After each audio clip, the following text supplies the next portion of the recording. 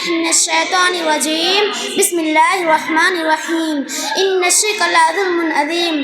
جناب صدر، حکام صاحبان، اساتذہ اکرام، اسٹیج پر جلوہ افروز، علماء اعظام اور دور دراز سے مہمان نظام، مائیں اور بہنیں اور پیاری پیاری سہیلیاں، آج مدرسہ عائشہ صدیق علیل بنات آمان پور کے اس سالانہ اختتامی تقابلی انجمن میں مجھے بھی لفظ گشائی کرنے کا موقع ملا ہے۔ میرا موضوع سخن ہے شرک۔ محترم سامعین کرام، لفظ شرک توحید کا ضد ہے جس کے لغوی معنی ہے حصہ دار یا ساجی، اور اصطلاح میں شرک ہر اس کام کو کہتے ہیں جن کو اللہ تعالیٰ اپنے ذات کے مخصوص فرمائے ہیں۔ ان کاموں میں کسی غیر کو اللہ کے برابر سمجھنا شرک کہلاتے ہیں۔ شرک کی 3 قسمیں ہیں۔ نمبر 1، شرک فی العبادہ یعنی اللہ کے علاوہ کسی اور کو عبادت کا مستحق سمجھنا۔ نمبر 2، شرک فی ذات یعنی اللہ تعالیٰ کے ذات کے جیسے کسی کے ذات کو ماننا۔ نمبر 3، شرک فی صفات یعنی اللہ تعالیٰ کے ذات کے جیسے کسی کے ذات کو ماننا۔ نمبر 3، شرک فی صفات یعنی کسی ذات اور شخصیت کو اللہ کے جیسے صفات ماننا۔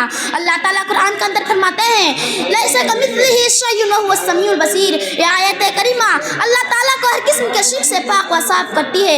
سامعین کرام، یہ حقیقت ہے کہ شرک ظلم عظیم ہے، شرک اکبر الکبائر ہے، شرک رب کی بغاوت ہے، شرک ناقابل معافی ظلم ہے، شرک ایمان کے لیے زہر قاتل ہے، شرک اعمال صالحہ کے لیے چنگاری ہے، اور شرک ایسی لعنت ہے جو انسان کو جہنم کے گڑھے میں پھینک دیتی ہے۔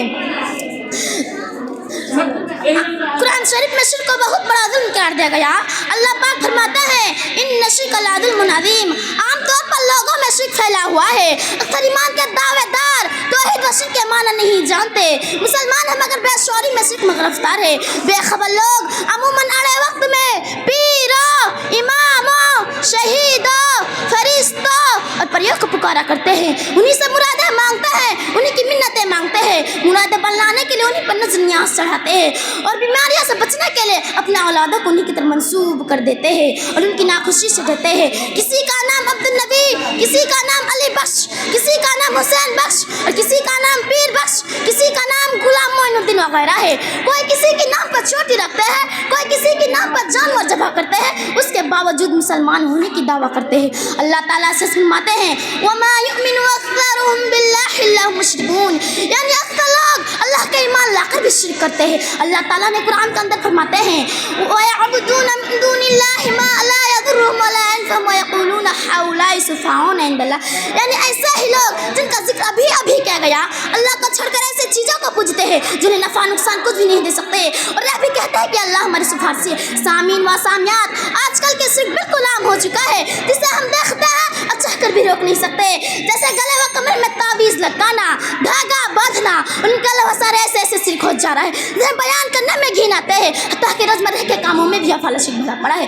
ان سب باتوں کا واحد ثواب یہ ہے کہ لوگ قرآن حدیث کو چھوڑ بیٹھے ہیں، شریعت میں عقل سے کام لے رہے ہیں، جھوٹے افسانہ غلط رسموں کو پکڑ لیتے ہیں۔ انہی چند باتوں پر میں تقریر ختم کرتی ہوں۔